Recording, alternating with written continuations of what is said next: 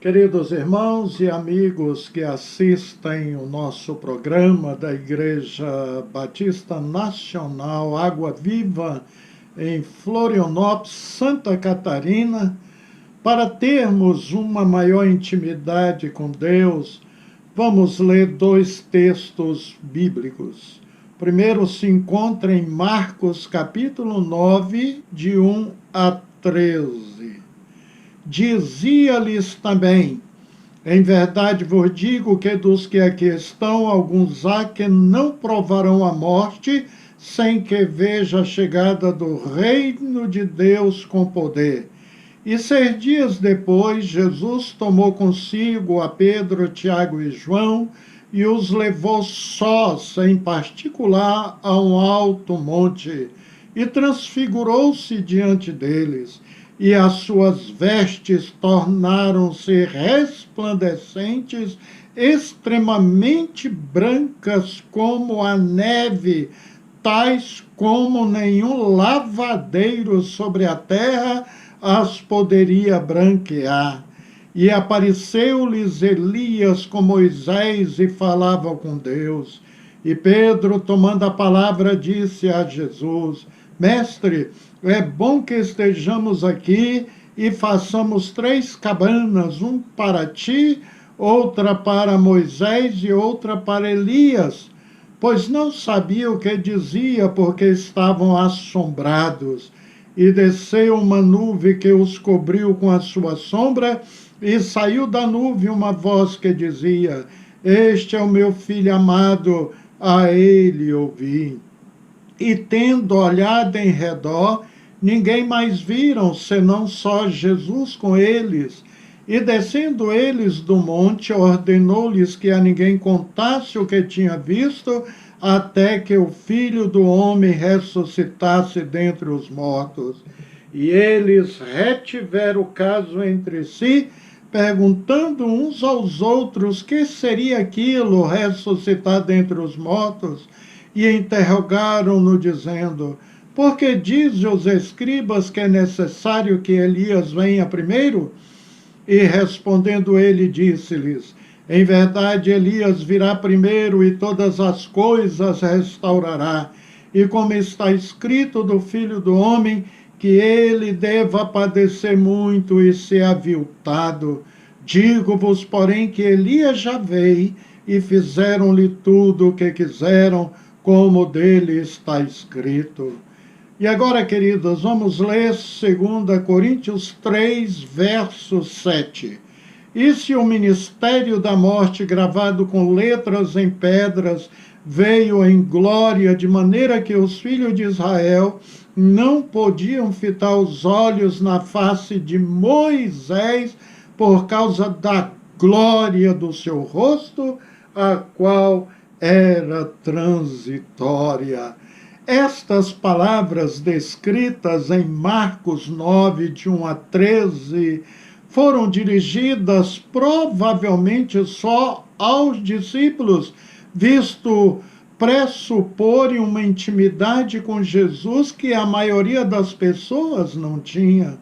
Jesus tomou consigo Pedro, Tiago e João e levou-os sós à parte a um alto monte. Foi transfigurado diante deles, suas vestes tornaram-se resplandecentes e sobremodas brancas. Para completar a cena esplendorosa, aparece Elias e Moisés e conversam com Jesus. Vale ressaltar, amigos, que Moisés viveu cerca de 1400 antes de Cristo, e Elias viveu na época do rei Acabe, quando este governava, portanto, 871 a 852 antes de Cristo. Algo realmente extraordinário e inusitado nesses dois aparecerem ali. Nunca isso havia acontecido na história da humanidade. A razão de Jesus levar apenas Pedro, Tiago e João denota que esses eram seus alunos mais íntimos e mais confiáveis. Diante deles, o corpo normal e mortal foi mudado num corpo espiritual e imortal. Não só seu corpo foi assim transfigurado, mas até as suas vestes compartilhavam desta mudança peculiar. Começaram a brilhar ou a resplandecer, estavam carregadas de luz e tão alvas ao ponto que a Bíblia retrata que nenhum lavandeiro ou tintureiro da terra podia ser capaz de torná-las tão absolutamente alvas.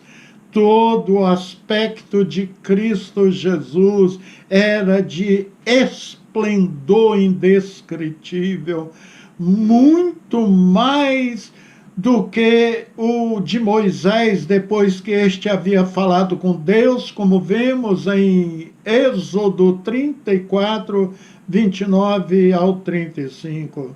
Os irmãos já pararam para pensar porque Deus escolheu Moisés e Elias para se revelarem a Jesus no monte? Não só porque um representava a lei e o outro os profetas, é que ambos foram exemplos apropriados da velha aliança.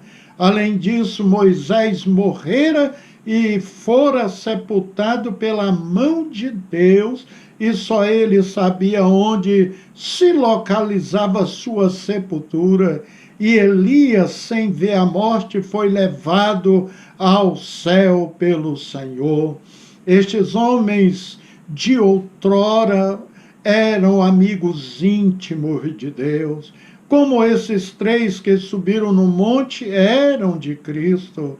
Queridos, intimidade, íntimo, é o superlativo de intus, que significa dentro de. Portanto, só se terá uma profunda intimidade com Deus por meio do Espírito Santo, pois só Ele pode nos levar a uma plena comunhão de alma com Deus. Assim ensina o apóstolo Paulo em 1 Coríntios 2:10. A nós, porém, Deus o revelou pelo Espírito, pois o Espírito sonda todas as coisas, até mesmo as profundidades de Deus. O Espírito Santo nos leva, portanto, às profundidades de Deus, ou seja, a intimidade. Ele quem nos revela Deus.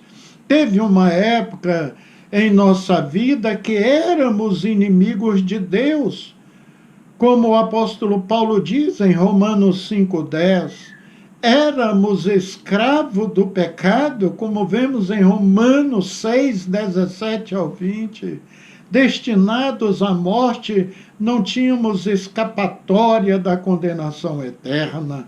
A salvação de nossas almas só pôde ser alcançado pela graça de Deus, sem intermediação de obras humanas.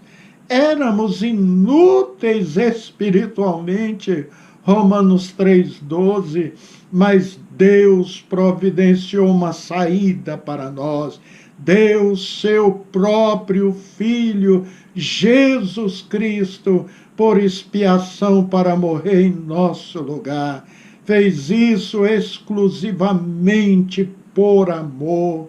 A partir do momento que nos convertemos a Jesus como Salvador pessoal, ingressamos no reino espiritual e assim um novo horizonte se descortina para nós. Somos enxertados em uma igreja e um novo grupo de amigos aos quais chamamos de irmão. Nova conduta de vida é alterada para melhor. Mudanças ocorrem no nosso dia a dia. nos transformamos em novas criaturas, como diz Paulo em 2 Coríntios 5:17. Portanto, se alguém está em Cristo, é nova criatura. As coisas antigas se passaram, eis que surgiram coisas novas, maravilha. Passamos a encarar os problemas e solicitudes da vida como desafios espirituais e nos apresentamos a Deus como seus servos e seus filhos. No entanto, nem todos adentram diante de Deus nessa situação. Colocam-se em uma distância espiritual muito longe, vivemos apenas das rebarbas de bênçãos, contentando-se com o pouco de uma vida espiritual. Isto porque não quiser aprofundar a sua comunhão, a sua intimidade com Deus. E Deus não tem culpa disso, amigos. Ele está aberto, pronto para manter-se íntimo de nós. O Salmo 25:14 ensina que o segredo, ou seja, a intimidade do Senhor, é para aqueles que o temem, e ele lhes fará saber o seu conserto. Maravilhosa promessa. Conhecer o conserto de Deus, sua vontade, seu segredo, isso é extraordinário. O irmão sabe que o Salmo 25 é atribuído como de Davi. Davi foi considerado um homem segundo o coração de Deus. Ao receber a unção da parte de Samuel, profeta, o Espírito do Senhor apoderou-se plenamente de Davi. Davi passou a ter intimidade com Deus. Deus viu em Davi aquele jovem pastor de ovelhas, alguém com potencial para estar à frente do povo de Israel. O que Davi procurava para o seu rebanho, Deus era para ele. Deus conhecia o coração de Davi e atestou isso para Samuel, que diante de uma aparência e fortes filhos de Jessé, pensava que um deles poderia ser o escolhido do Senhor, porque 3 dos filhos deles pertenciam ao exército de Saul. Porém, Deus disse: eu olho para o coração. Deus está à procura dessa qualidade de coração em você e em mim, amigos. Deus está olhando para o seu coração. Ao analisarmos a vida e a obra de Davi, podemos perceber que a sua comunhão com Deus era íntima e tremenda. Ele tinha um coração cheio de Deus. A enfrentar o gigante Golias, Davi pôde revelar essa intimidade ao dizer para o inimigo que o enfrentaria em nome do Senhor seu Deus, o Senhor dos exércitos, aleluia. A capacidade que Davi teve para manter-se submisso a Saul quando perseguido por ele, e a sua fidelidade aos amigos e homens que lutavam ao seu lado, sua lealdade ao rei, sua intenção de unificar o reino e trazer a Arca da Aliança para Jerusalém, a liberdade para expressar o louvor e a manifestação da misericórdia de Deus em sua vida, são alguns dos exemplos mais marcantes da personalidade de Davi, selada pela unção do Senhor em seu coração. Mesmo curvando-se a carne no pecado com Batseba, Davi reconheceu o seu pecado e clama a Deus por um coração puro, quebrantado, pedindo que o Senhor não tirasse de sobre ele o Espírito Santo, como lemos no Salmo que ele escreveu de número 51. Saiba, meu querido irmão e amigo, que o Deus que projetou os céus, criou o universo, também busca estabelecer um relacionamento pessoal com a obra-prima da sua criação, que é o homem. Ele proveu isso diversas vezes na Bíblia. Teve um relacionamento pessoal com Moisés. Diz a Bíblia que o Senhor falava com Moisés como quem fala com seu amigo. Êxodo 33, 11.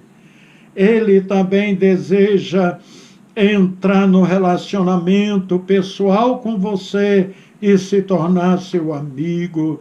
Jesus prometeu para aqueles que o seguissem: vocês serão meus amigos. João 15, 14. Até o ímpio que se faz de durão, lá no profundo do seu coração há um desejo natural de adorar. Eles admiram os cristãos, a nossa persistência e amor por Deus. Durante a década de 1990, milhares de ateus na Rússia renunciaram ao ateísmo e buscaram a Deus. Um professor universitário em São Petersburgo, ali na Rússia, afirmou algo que tipifica os comentários feitos por muitos ateus transformados na ex-União Soviética. Observe o que ele falou: procurei o sentido da vida em minhas pesquisas científicas, mas não encontrei nada em que confiar. Os cientistas à minha volta têm o mesmo sentimento de vazio. Ao olhar para a vastidão do universo em seus estudos sobre astronomias e ao perceber o vazio da alma, senti que deve haver um sentido para tudo isso. Então recebi a Bíblia que vocês me deram e comecei a lê-la. O vácuo de minha vida foi preenchido. Eu descobri que a Bíblia é a única fonte confiável da minha alma. Eu aceitei a Jesus Cristo como meu Salvador e entrei na presença dele e encontrei com isso a verdadeira paz e satisfação na vida. Que testemunho! Um cristão crê em Deus porque ele já o encontrou e descobriu que ele satisfaz os anseios mais profundos do coração. O Deus que os cristãos alegremente descobriram que existe é capaz de nos dar uma nova perspectiva, um novo significado, novos motivos e novas alegrias. Somos felizes e abençoados servindo ao Senhor. Deus não promete uma vida livre de problemas e conflitos. Por outro lado, Ele nos assegura que nos guiará e nos susterá se estabelecemos um relacionamento pessoal com Ele. Essa é a coisa mais maravilhosa de todas. O Deus Todo-Poderoso que nos projetou, nos criou e sustém o universo também deseja ter um relacionamento pessoal com cada homem, mulher, menino e menina, com jovens. Davi estava maravilhado com isso quando escreveu: quando contemplo os céus, obra dos teus dedos, a lua e as estrelas que ali firmaste, pergunto, que o homem para que te importes? Salmo 8, 3 e o 4. Nosso Criador está atento a cada um de nós. Ele tem um interesse tão pessoal em você, como se você fosse o último ou único ser a quem ele tivesse criado. Saiba disso, porque quando o buscamos, o encontramos. Não basta ouvir falar sobre Deus, adorar sem conhecer, crê sem se comprometer. Através de muitas experiências, Abraão foi conhecendo o Senhor cada vez mais. Abraão não apenas obedecia a Deus, mas buscava o Senhor para conhecê-lo. Abraão é o único a quem a Bíblia chama de amigo de Deus. Já pensou? Tiago 2:23. Mas você sabia que além de servos ou filhos, o Senhor deseja que sejamos seus amigos? Observe a leitura de João 15, do 14 ao 15. Vós sereis meus amigos, se fizerdes o que eu vos mando. Já vos não chamarei servos, porque o servo não sabe o que faz o seu senhor, mas tenho-vos chamado amigos, porque tudo quanto ouvi de meu Pai vos tenho feito conhecer. Aleluias!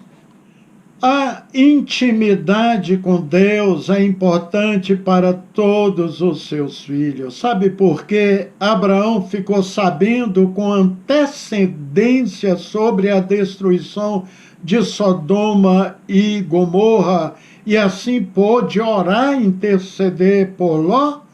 Isso chama-se intimidade com Deus.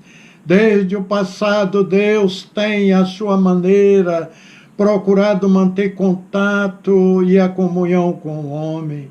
Deus falava com Adão no paraíso na viração do dia. Adão ouvia a sua voz e ambos travavam um diálogo de perto. Deus fez conhecer a Noé e a sua família sobre o plano de destruir toda a terra com o dilúvio. Abraão é considerado amigo de Deus. Deus lhe falava de tão profunda maneira e entre ambos havia tal intimidade que Deus chegou a pedir-lhe que sacrificasse o seu filho Isaque. O que, atendendo, o Senhor retorna a Abraão e diz-lhe não ser necessário o cumprimento de tamanha prova de fidelidade. Isaque cresceu, ouvindo falar dos feitos de Deus na vida de seus pais e também experimentou um grau de relacionamento próximo a Deus. Jacó viu os anjos de Deus subirem e descerem de uma escada e também era orientado por ele. José possuía tamanha comunhão com Deus que mesmo em meio às adversidades enfrentadas, quando vendido pelos irmãos ou quando preso nas cadeias do Egito, Deus se manifestava a ele, preservando-o do perigo. Deus lhe falava e usava nos sonhos que sonhava. Moisés foi levantado para libertar o povo hebreu do Egito e antes de cumprir tamanha missão falou com Deus e Deus falou com ele. Aleluia! Sempre de alguma maneira Deus queria falar ao seu povo. Utilizou reis, falou através dos seus profetas, dirigindo e guiando o seu povo. Hoje ele nos tem falado através do seu Filho Jesus Cristo. A nossa maturidade espiritual só será plena, só chegará ao ápice quando entendemos o que significa ser totalmente dependente de Deus. Amigos, entretanto, o caminho para a intimidade com Deus requer morte interior e, acima de tudo, renúncia. O sair ou transpor a atmosfera material para o transcendental. A busca da intimidade com Deus nos proporciona rasgar o véu do santuário e penetrarmos na vida de Deus, participarmos dela, pois a intimidade está ligada a esperança desta vida com Deus. Lá em Hebreus 6:19 lemos: temos esta esperança como âncora da alma, firme e segura, a qual adentra o santuário interior por trás do véu. Amém. Oremos, queridos. Pai bendito, a intimidade com o Senhor é algo sublime e maravilhoso e possível. Aleluia. Podemos adentrar ao lugar santo dos santos e podemos nos apropriar das verdades contidas na tua palavra, que nos edifica espiritualmente, nos dando sólidos fundamentos, produzindo com isso frutos, aleluias, agradáveis a Deus. O autor de Hebreus chegou a nos convidar, tendo, pois, irmãos, ousadia para entrar no santuário, no Santo dos Santos, pelo sangue de Jesus, pelo novo e vivo caminho que Ele nos consagrou pelo véu, isto é, pela sua carne. Aleluias, Deus. Tua palavra diz que a intimidade do Senhor são para aqueles que o temem. Queremos temer o Senhor muito mais, queremos servi-lo muito mais, em nome de Cristo Jesus. Amém. Amém. Queridos, um abraço. Deus os abençoe ricamente, abençoe o lar de vocês, provendo, fazendo milagres aí. E até o nosso próximo encontro, se Deus nos conceder a graça.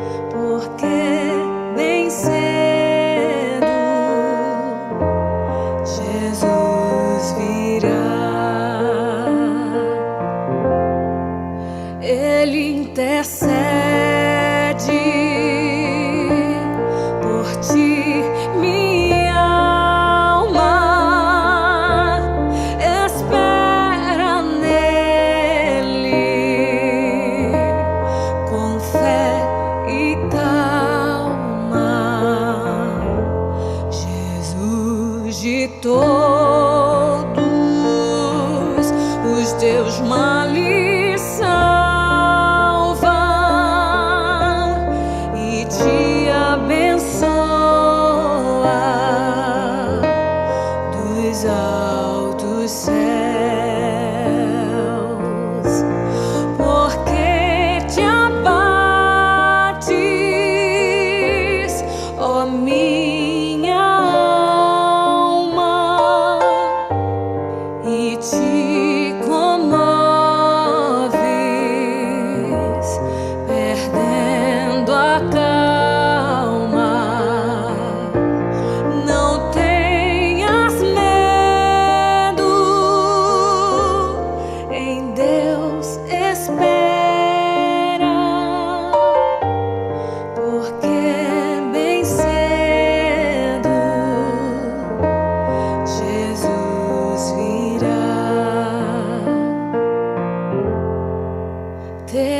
Mas em breve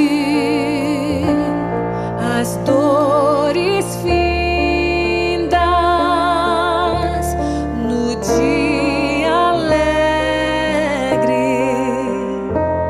da sua vinda, se Cristo tarda, espera ainda mais um pouquinho e o verás, porque te abates, ó minha alma, e te comoves, perdendo a calma. Não tenhas medo, em Deus espera, porque bem cedo Jesus virá. Porque te abates, ó minha alma, e te comoves,